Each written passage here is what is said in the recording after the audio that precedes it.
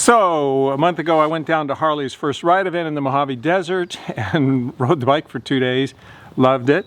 And at the end I couldn't believe the words coming out of my mouth, especially after 3 years of doubting Harley, which was, yeah, I would buy one. And then the video got 100,000 views and various guys got on our forum and said, oh, Baldy said he would buy one. So I went out and bought one.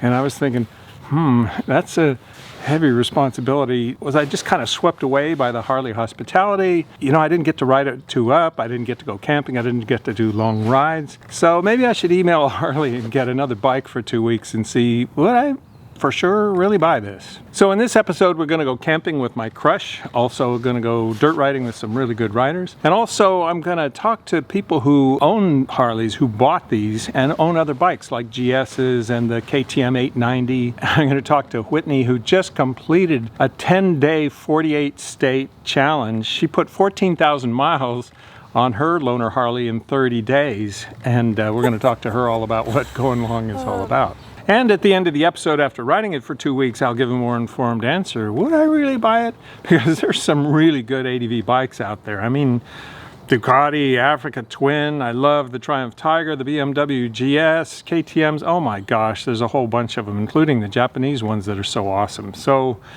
that's a good question. So, are you ready for your maiden voyage? Yes. It looks like you've got, what do they say, bucket seats? You got a backrest. I like that. I really like headrest. backrests. Yeah, how are you going to get on that thing? It's pretty tall. Well, I remember my husband said that when you first get on, it's lower. And then after you get going, it's up. Yeah. So if we turn it on, it lowers down an inch or two. That's so good. Just step up on that peg. The side stand holds just fine. And you sure get in. It's gonna hold me? Yep. You're not going to flop over.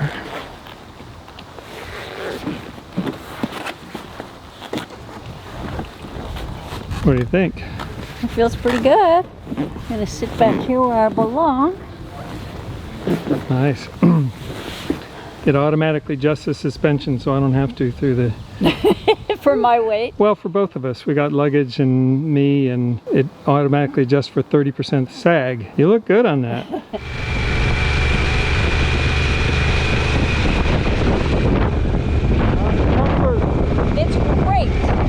So I hope it's not too windy so people can't hear you out here. How was your maiden voyage? It was great.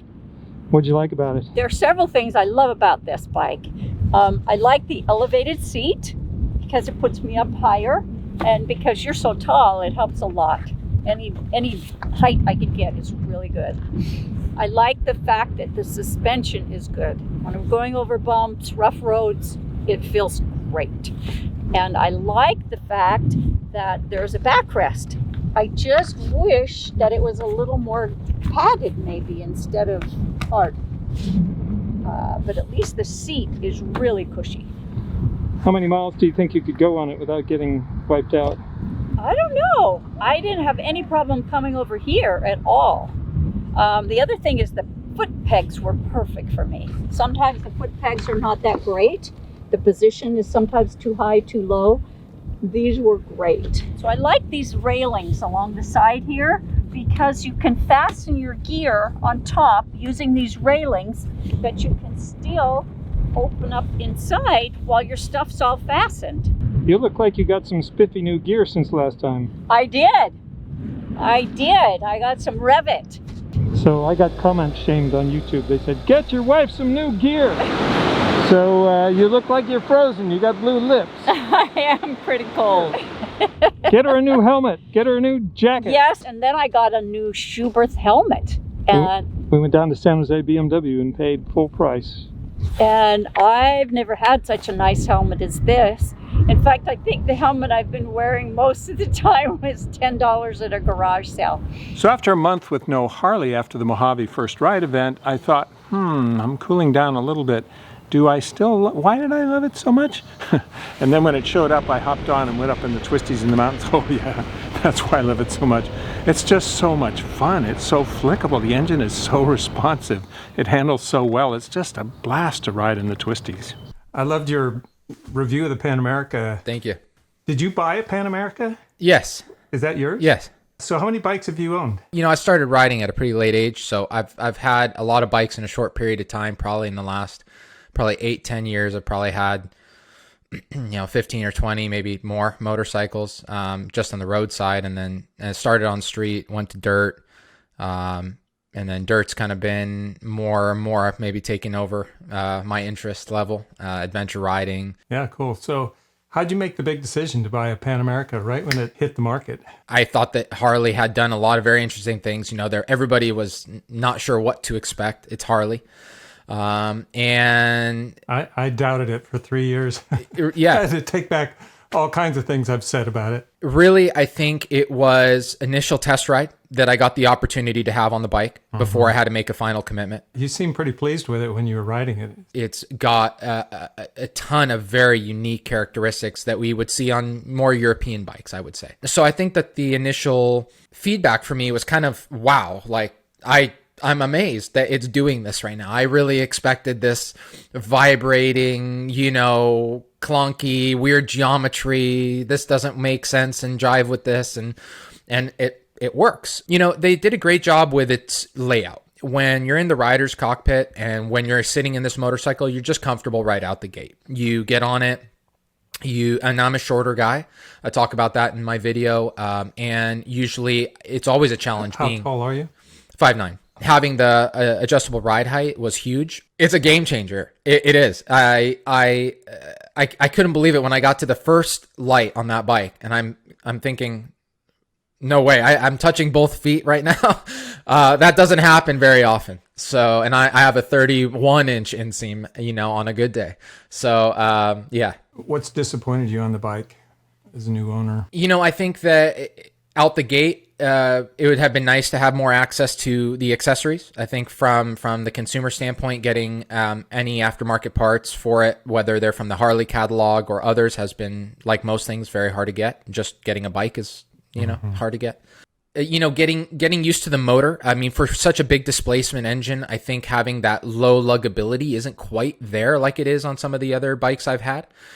You kind of have to keep it in around that, in my opinion, 3,500 to 4,500 RPM or higher in order to really keep the motor where it's happy. How did your wife like being on the back? I commented on that in my video. My girlfriend really loved the way that was laid out because she had such good view. She could, usually as a ride, you're the rider and then your passenger is either wanting to be here or here because they want to see in front of you. But because she was able to sit so, in such a kind of a stadium style seating, she was able to see so easily. I noticed that she didn't move a lot. Usually a passenger gets on and, you get to, like I commented a few times, I've had this experience where, they want to constantly move, or you get to the red light and you're holding on with just your tippy toe. Well, me. And then all of a sudden they're shifting around like, whoa, whoa, whoa, take it easy. But she seemed to really like it. What'd your wife think about it? She loved it. Well, so I had the tall boy seat and I'm a little bit taller, so it was a little harder for her to see around. But she loves the idea that it's elevated, and the comfort was great. I handed her a GoPro while we were on a twisty road. That's cool. And she was talking into the GoPro. Well, I'm enjoying the comfort of this bike.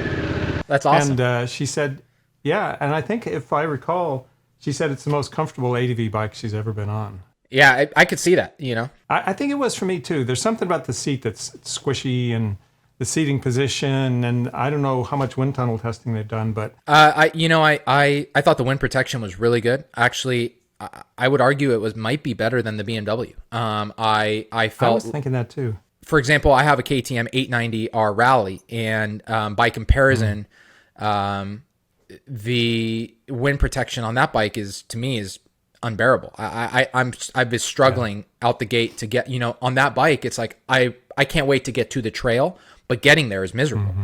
On this bike, I don't care the length of time, I'm comfortable. I can be on the bike all day long. The wind protection's great. It gives me good adjustability. That they did a great job there. Who buys a KTM 890 plus a Harley in America? I've got a lot of these questions before. I guess I do.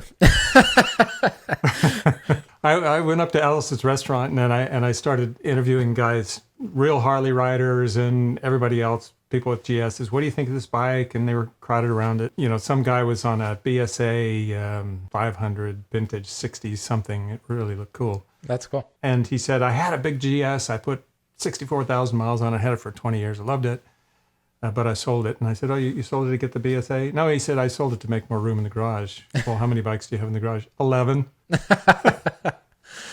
11 bikes. And who has 11 bikes? Hey. You're hesitating, you. It might be true. I don't know. Okay, we did our trial run out to the Baylands. Now let's see if I can load all this crap on the bike and do a real camping trip.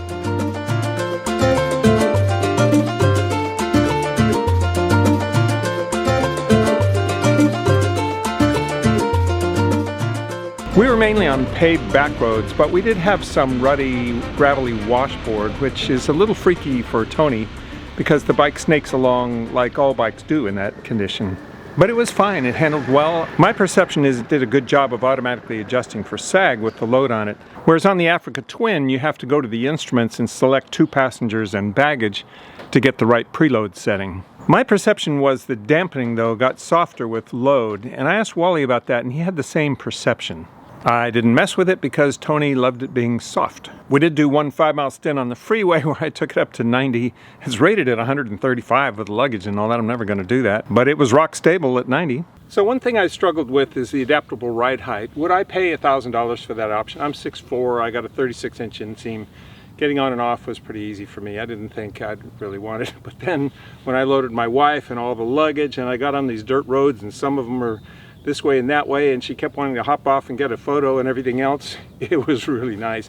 I was so flat-footed, my knees bent and everything, that the stabilization was just so good, especially on slippery surfaces. Yeah, I'd pay for it. The other thing is I got in some high crosswind areas. It's Sassoon Bay where you go over the bridge and so on. I mean, I was getting blown all over the bike, but the bike was so stable, and it got me thinking, I don't know what kind of wind tunnel testing they did or whatever.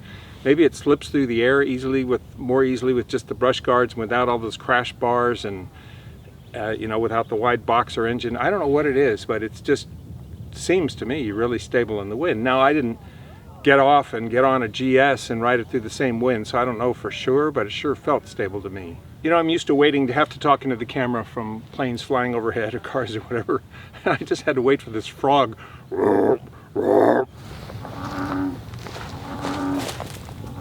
You see what I mean?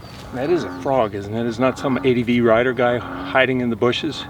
Oh, so it does have overhead cam then this time. Nice. It does, yeah. Thank God. I was like reluctant on coming over. I'm like, I said to your partner, I go, does it have overhead cam on it? She's like, I don't know. I'm like, and I go, hey, I don't really want to go over there if they, you know, if they didn't make the jump yet. Yeah. You know? So I've got a 1290. Yeah. And the KTM. Yeah. So what do you think about the look of it? I think it's a little boxy in the front. I barely looked at it. I like the boxy look though. It looks really nice.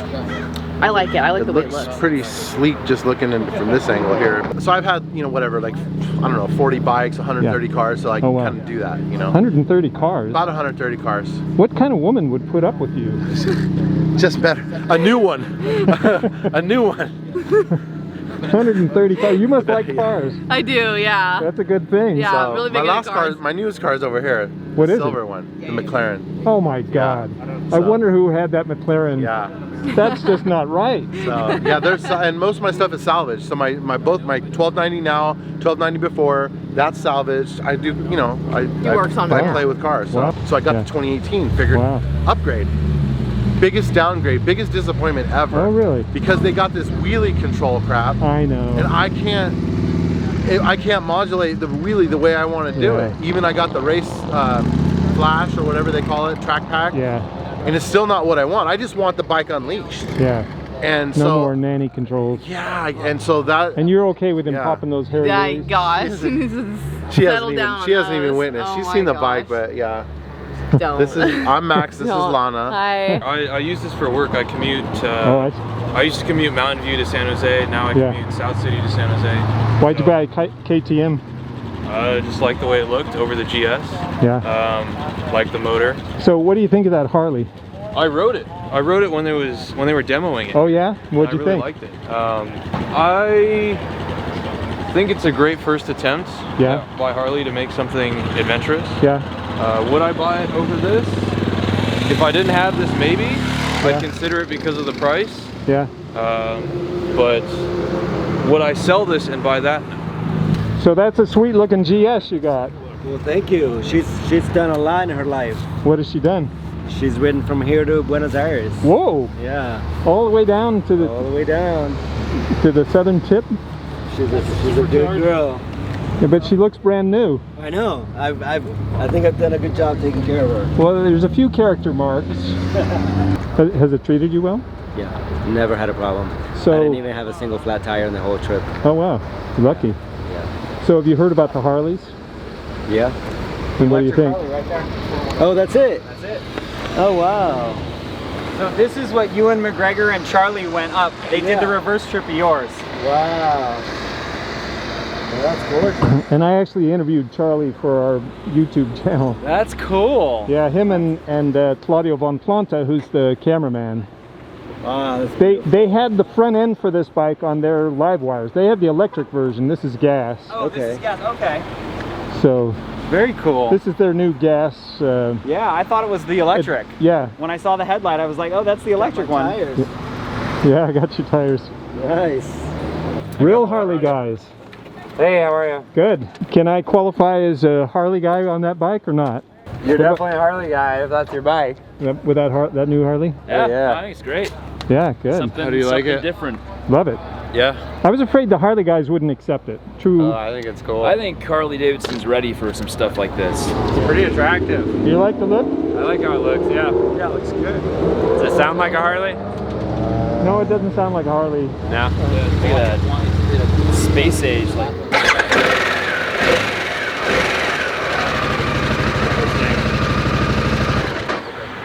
Yeah. Does not sound like any other Harley. No, it doesn't sound like a Harley. It doesn't look like a Harley. It doesn't ride like a Harley. Yeah. But it's incredibly awesome. You know how much it weighs? 563 with all the brush guards and center stands and all the extras on it. Otherwise, it's 534. Okay. You did a 21-inch front? 19 front, 17 back. The rim. It's wide, huh? Yeah, it's really wide. How much are they? 24, 25, I think. That's 20 fully loaded. They start at 14. Really? Yeah, amazing. Wow. If I was in the market for an adventure bike, I'd do it. Yeah. I'm sold. I guess they're It's selling unique really enough. well. Yeah. I like this because of the low center of gravity. Yeah. I'm a short guy, and it helps. That looks just too high. That's your GS. Yes, that's my GS. And you got how many miles on it? Almost 70. I haven't done a lot to it. I added the auxiliary lights, Yeah, they added look the good. highway bars, the highway pegs, switched out to different side cases after I killed the ones that came with it. Which Killed them how? it took 50,000 miles, but I finally wore them out. Oh, I see. I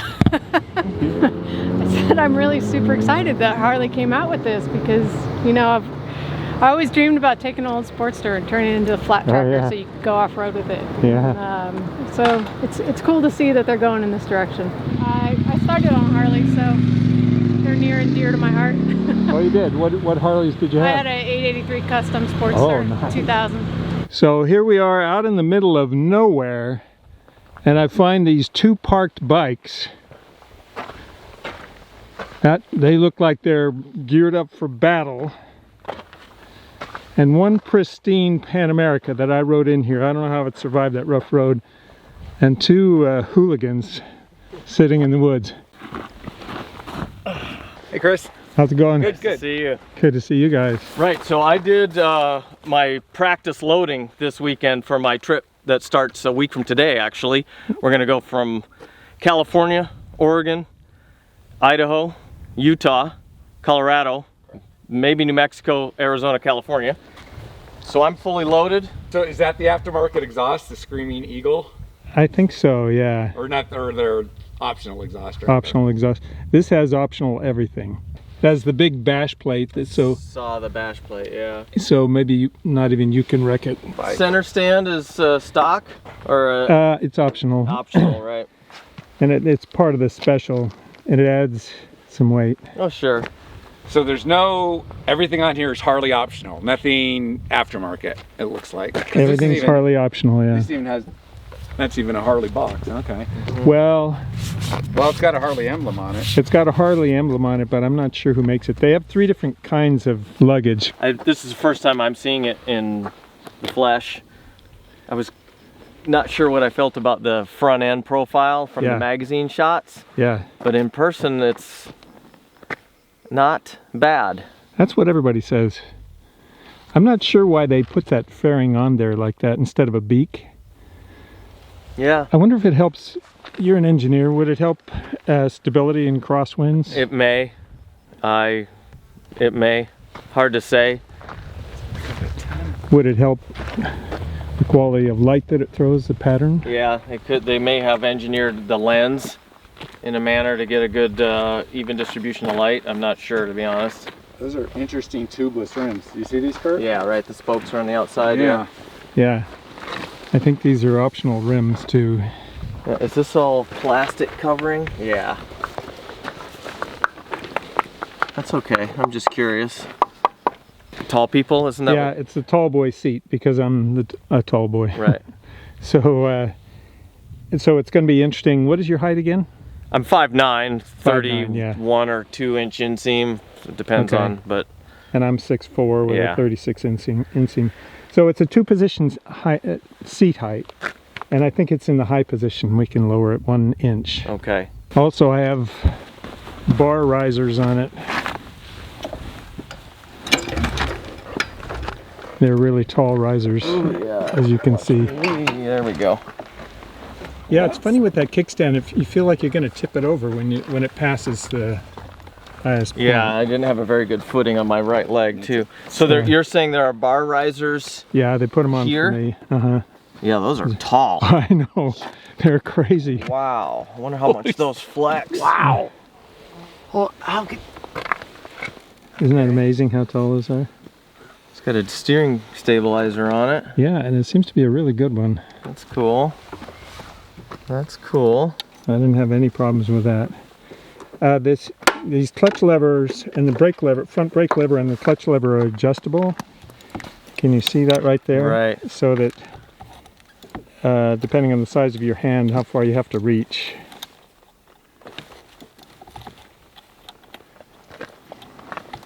They could use some real hand guards though. Yeah. Yeah. Those are, little... this one's already off. There's the issue. I know it just snaps on though, but okay, that's not. But still, really that's a hand not guard. going to protect the clutch lever or the brake lever. I already wrecked one clutch lever when I crashed during the press event. Oh, man, it's the car? It snapped it.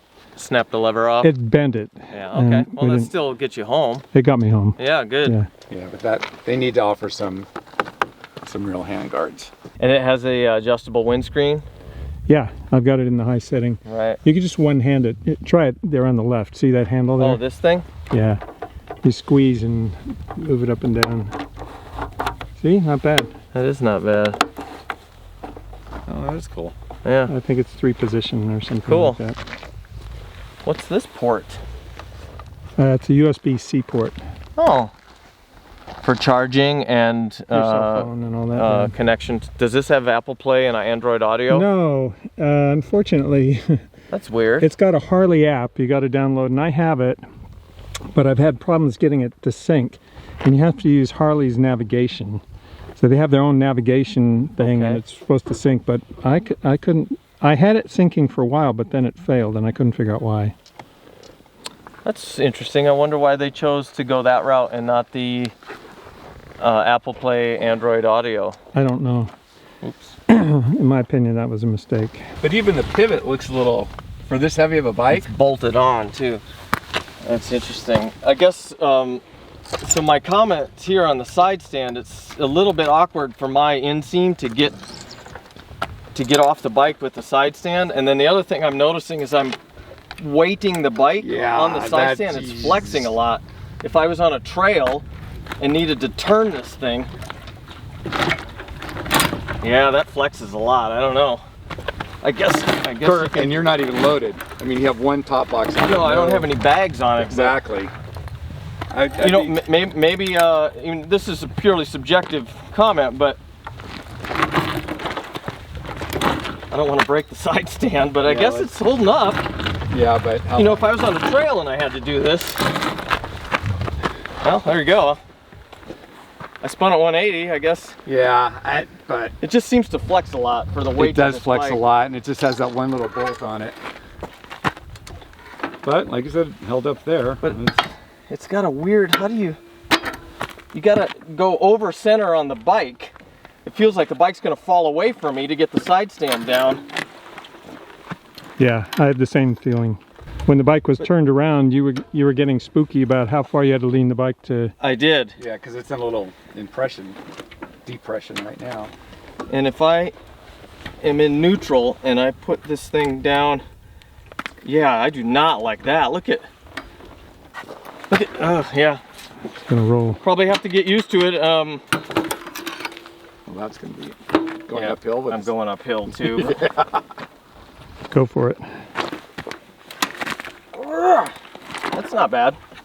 Yeah, I didn't have any problems with the center stand. Center stand's nice. Yeah, and it looks like it's robust and everything. Yep. How accurate is that low fuel indicator? Yeah, so we got to talk about that. So I didn't score any points with the guys for showing up with 42 miles of range left of gas.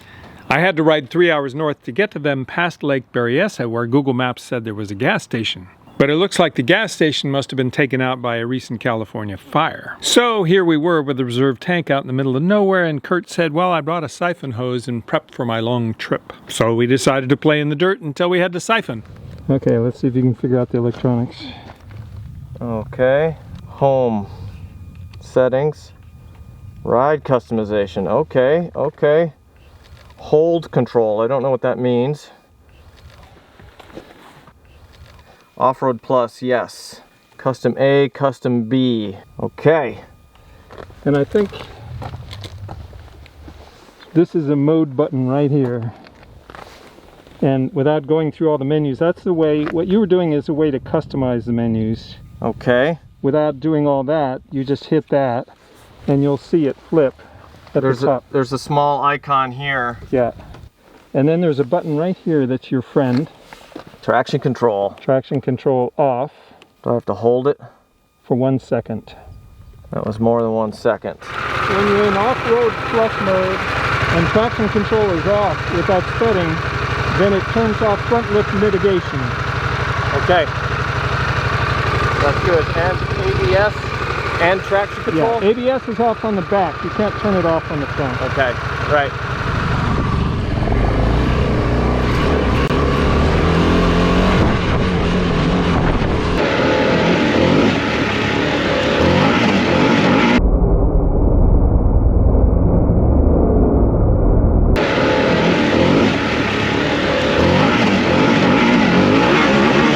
So I really like seeing Kurt on bikes that I test because he's talented enough to stress the bike and see what it can do.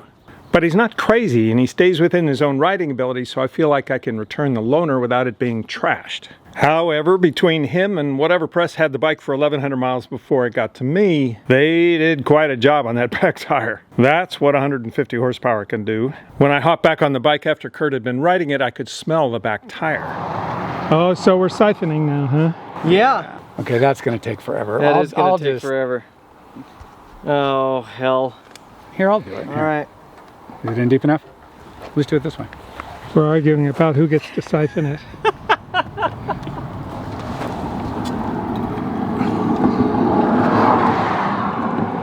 Well done, Dean. Yeah. Did you get any in your mouth? No, not a bit. Technique, huh?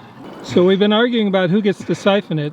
The guy who did too many wheelies, or the guy who didn't bring it with gas. Yeah, the guy who showed up with no fuel.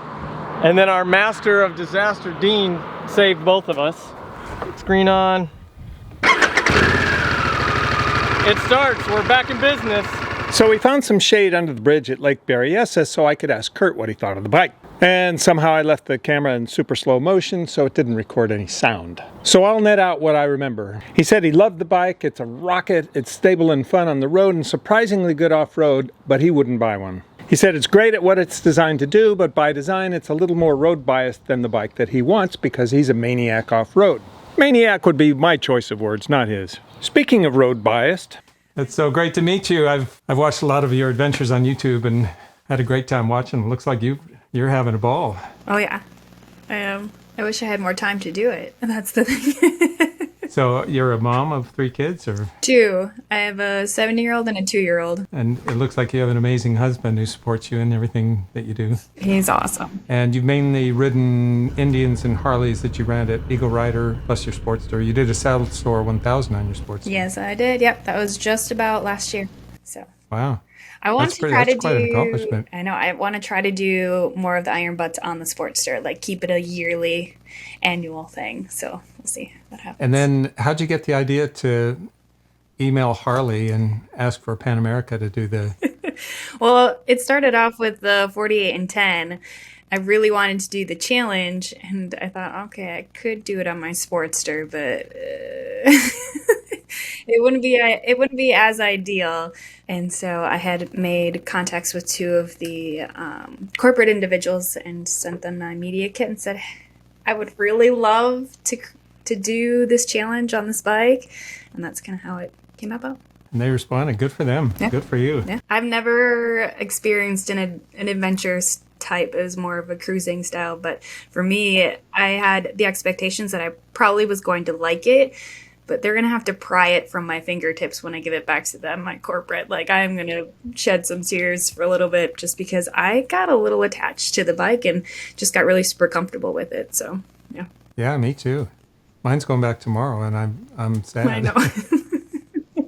Are you going to buy one? Eventually. I got 2 young kiddos, and I just purchased a new vehicle too. So as far as loans, I don't really want to take on something that I can only ride for a certain amount of months. But eventually, yes, I would love to. So you had some pretty comfortable Harleys that you were on the road with. How would you compare the comfort of this one to whatever else you've ridden? I enjoy it the most because of the I come from forward controls on my Sportster, and I thought I enjoyed that until I got on the Pan Am and having that kind of more bent knees stance, and I'm a little still upright too and not as forward.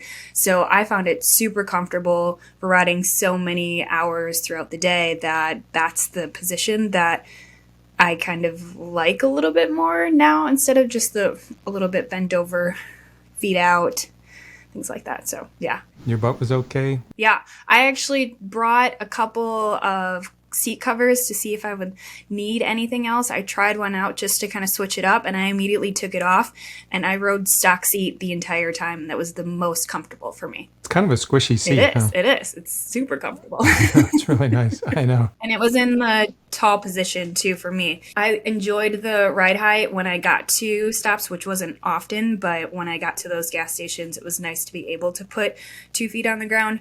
But having it in that tall position for the seat was really super comfortable for me because I did try it in the lower and it started to irritate my knees a little bit. So it was nice to have the difference for sure. So the other Harleys and the Indian that you rode, they were lower to the ground? Yes.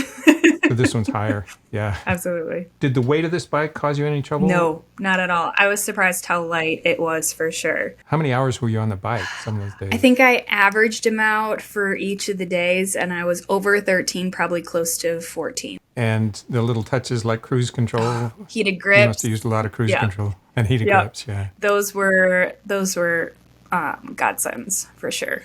Is that your next step, is to do the Iron Butt Rally? I would love to. Well, I'm pulling for you. And I noticed a lot of people in the comment sections are pulling for you too. Thank you. They're all saying, go do it. So after all that, I'm feeling a lot better about my buy recommendation. But I would be on the lookout for an aftermarket side stand, and I might have to have black luggage. I hope you'll like and subscribe because it really helps us to get some sweet gear to review for all of us to drool over. Thank you so much for watching.